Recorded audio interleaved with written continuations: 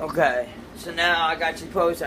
I'm sorry, I ain't got the camera yet, but I got the iPad set up pretty well on the CBR 600. So what I'm doing now is adding coolant to my bike. What I'm gonna do is, after it cools down, because it's still kind of warm, I'm going to open this while it's at cool temperatures, and then start the bike. I'm gonna watch the temperature rise. I'm gonna watch the water in here. I'm gonna watch through here, not directly above, but then I will notice bubbles. I'll try to shake the bike. I've already shaked the bike. A lot of people prefer that, say to do that. You know, I tend to squeeze hoses.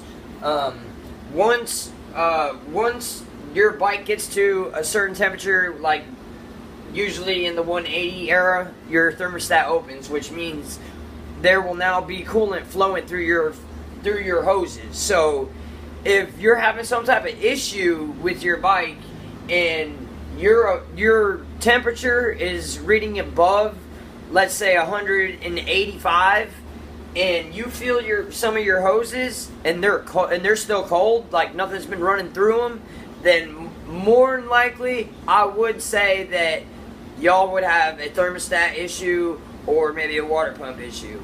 But I'm feeling mine now. They're very warm, so now I'm gonna let it cool down, and I'm gonna actually let it cool all the way down, and then I'm gonna open up my cap and run it and rev it a little bit, and hopefully watch bubbles come out, so that way there's no more air in it. There is a bleeder valve, but to do that you have to lift the tank, which ain't a big deal, but you know, this is the third time I've done that to this bike, so this is the third flush that I've done, and I've never used a bleeder valve before.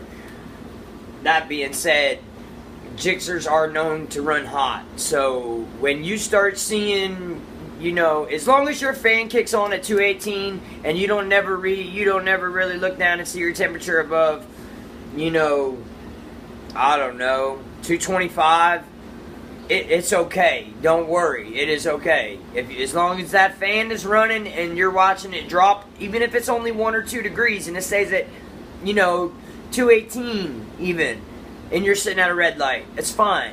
That is absolutely fine, because it's doing its job. It's keeping it at that temperature where it needs to be. But once you start riding, the air then will make it cool down, as you know.